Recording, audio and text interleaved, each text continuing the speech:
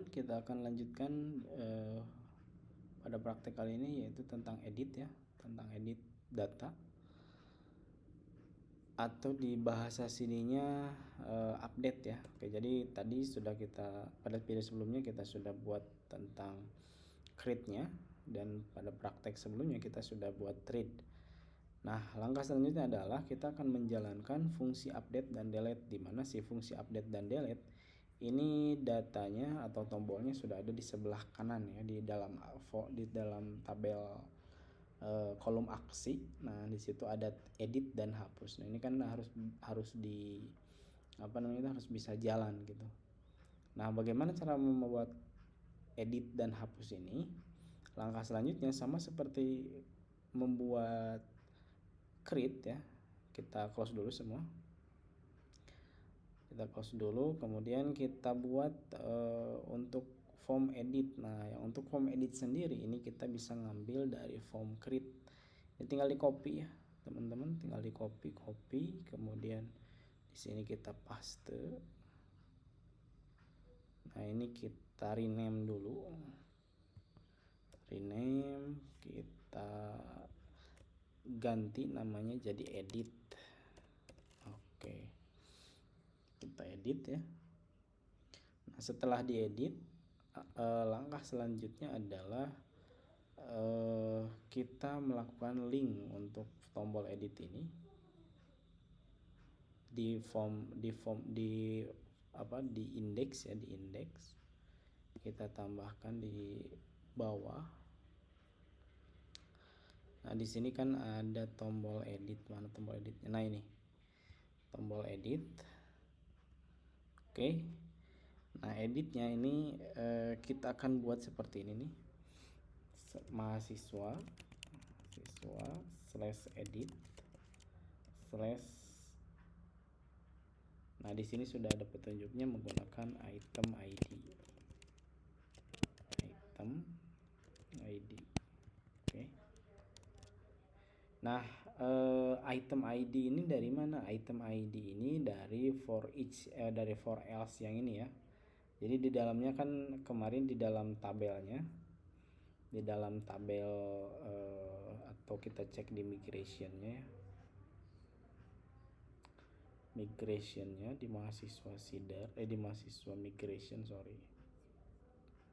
di mahasiswa migration. Nah, ini di tabel mahasiswa itu ada ID nih. Nah, yang ini nih, ID ini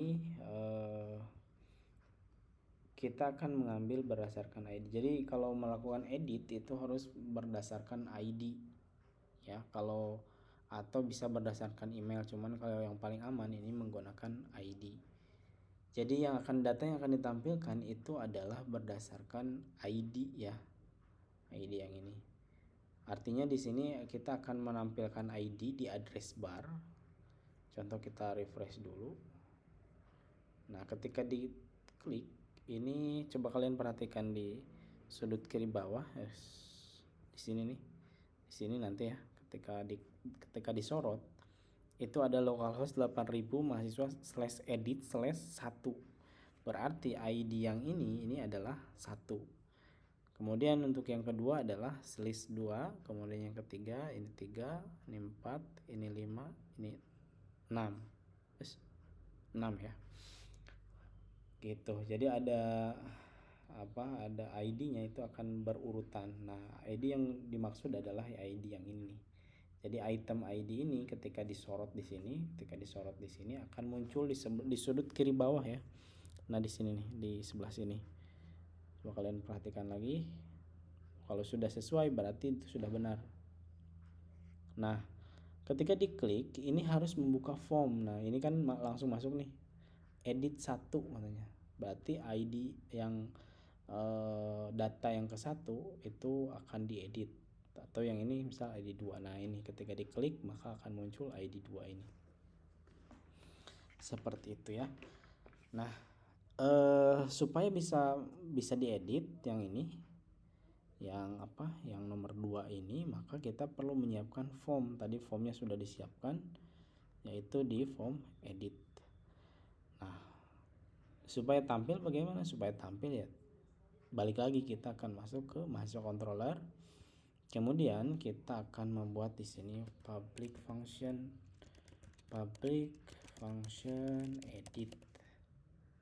edit, kemudian di sini kita tambahkan ID. Oke. Nah, kemudian ID yang dimaksud adalah ID yang dikirim dari sini nanti. Jadi ID dari sini akan ditangkap oleh ini nih. ID 2-nya itu. Nah, kemudian kita akan bikin query select bintang from mahasiswa where ID sama dengan $ID. Nah, gitu ya. Nah, di sini ada dua perintah selectnya itu ya. Select. Nah, ada dua perintahnya. Yang pertama kalian bisa menggunakan find dalam kurung ID, atau yang kedua kalian bisa menggunakan mahasiswa sama dengan mahasiswa model. Nah, bisa seperti ini. Jadi ada dua perintah ya bisa digunakan. Yang pertama kalau mau mencari itu ada find ID, kemudian yang kedua bisa menggunakan where. Kalau di bahasa SQL kan select bintang from mahasiswa where ID sama dengan ID. Nah,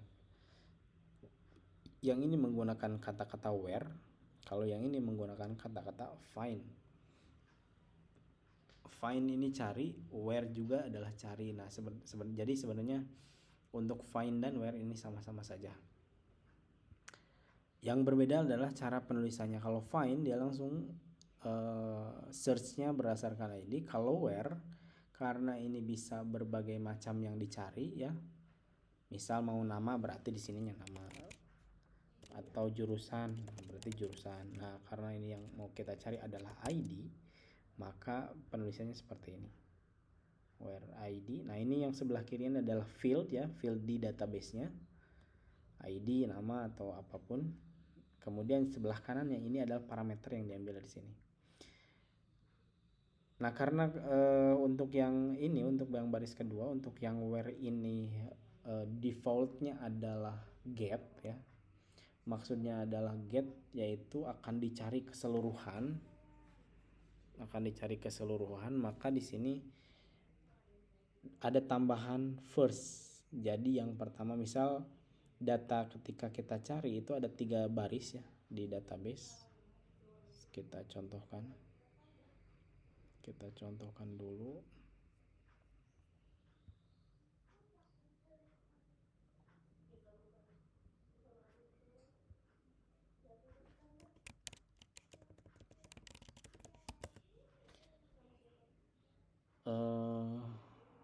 Web 2. Misal yang dicari ini ada Yusman ya, oke.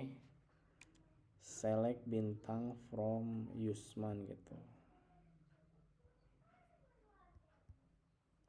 Select bintang from mahasiswa where nama. Ini kita menggunakan nama ya, where nama sama dengan Yusman.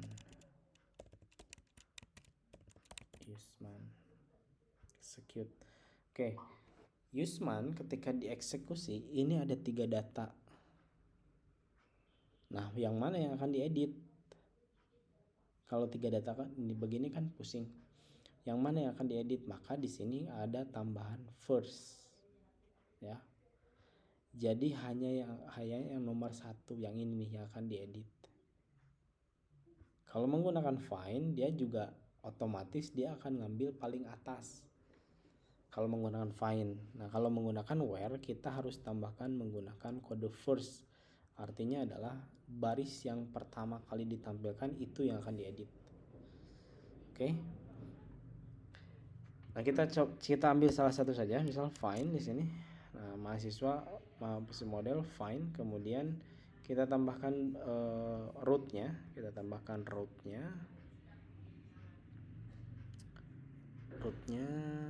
oke, kita tambahkan di sini. Kita tambahkan route get get mahasiswa slash mahasiswa edit slash id.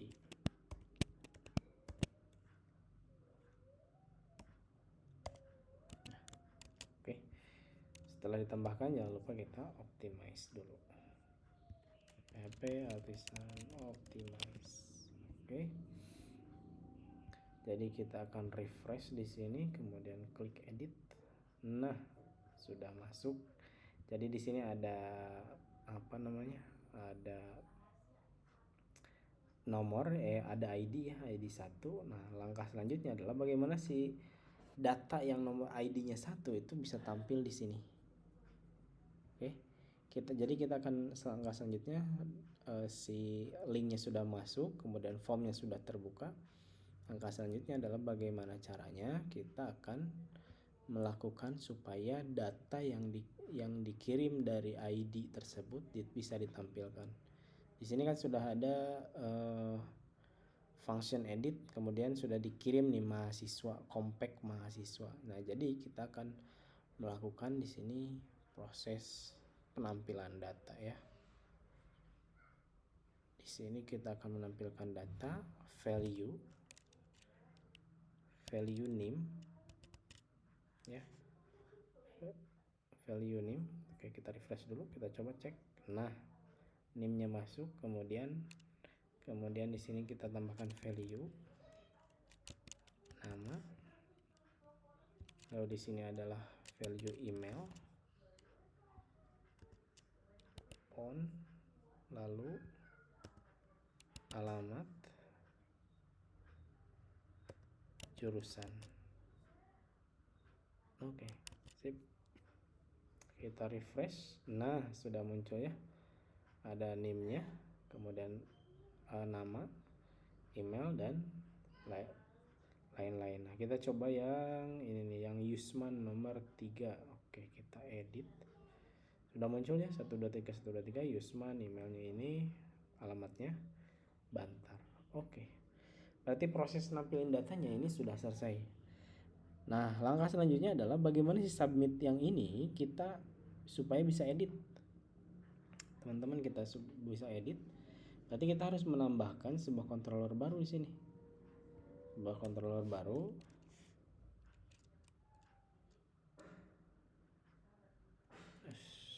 Coba kita ini dulu bentar. Nah, kita akan menambahkan sebuah fungsi yang ini nih. Update request ID. Nah, kalau yang tadi hanya request saja yang store. Nah, sekarang ada update request ID. Kenapa ada request ID? Karena ketika ngupdate itu harus ditentukan data yang mana yang akan diupdate berdasarkan ID. Maka di sini mahasiswa model where ID ya, yang ini ID dari sini. ID ini dari mana? Ini ID-nya dari tabel, ya. Kemudian update. Nah, ini update request all. Kemudian return redirect mahasiswa sukses, mahasiswa update successfully. Oke, kita coba update. Namun sebelumnya kita tambahkan di sini adalah, karena ini adalah update, maka di sini kita harus tambahkan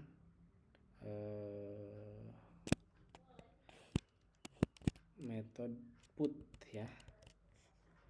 Kenapa harus menggunakan metode put? Kalau kalian tidak menggunakan metode put di sini, ketika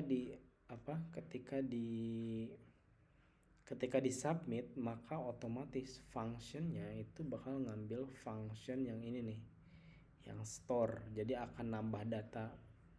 Sedangkan ketika di sini ditambahkan add method put, berarti berarti si function yang diambil adalah update. Oke, sebelum kita lanjutkan, kita perlu menambahkan sebuah root baru di sini. Oke, di sini sudah saya buatkan mahasiswa update ID ya. Ini kita ini ya, kita kasih kita kasih keterangan ini create, ini read mahasiswa read. Oke, jadi kita ada 6 ya, ada 6 controller ya, ada 6 root, sorry. Kita jangan lupa optimize. Oke. Nah, kemudian store-nya, store yang di edit yang ini kan masih ke store. Nah, kita ubah ke update.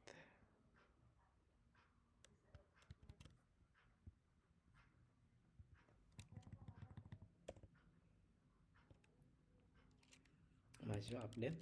Nah, ini ya. Mahasiswa update, mahasiswa ID. Ya, oke. Sudah, kita refresh. Kita back dulu, refresh. Kita coba edit yang Yusman yang pertama. Jadi ini Yusmana gitu. Ini Bantarujeg. Kita submit. Kolom not found, set. Kalau menemukan error seperti ini berarti ada hal yang perlu kita kecualikan. Di sini ada ada pernyataan SQL kolom not found nawan kolom token. Jadi ketika ketika ngirim dari sini kan, dari edit ini dikirim nih menggunakan CSRF method ya. Metodenya put. Nah, di sini akan kedetek ada 2 tambahan field. Yang pertama ada token dan yang kedua adalah method.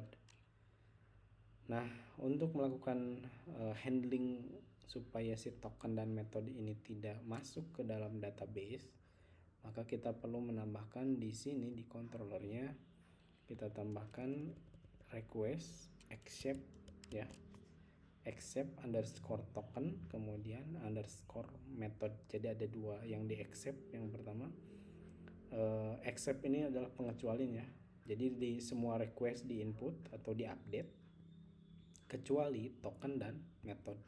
Jadi token dan metodenya jangan di jangan di input ke database. Oke, kita coba balik lagi, kita refresh lagi, ini Yusmanan, kemudian kita submit. Oke, nah sudah terganti ya. Misal kita akan ganti jadi Bantarujeg juga, simpan. Oke, nah seperti itu. Demikian untuk fungsi edit ya. Jadi ada, kita bikin 2 root. Yang pertama untuk menampilkan formnya, yang kedua untuk melakukan updating datanya. Di sini juga ada editnya itu untuk menampilkan data, kemudian update-nya untuk mengupdate data atau menyimpan data gitu. Oke, demikian untuk seri update data di Laravel menggunakan 2 controller ya. Kita akan ketemu di video selanjutnya tentang fungsi delete nya. See you on the next video.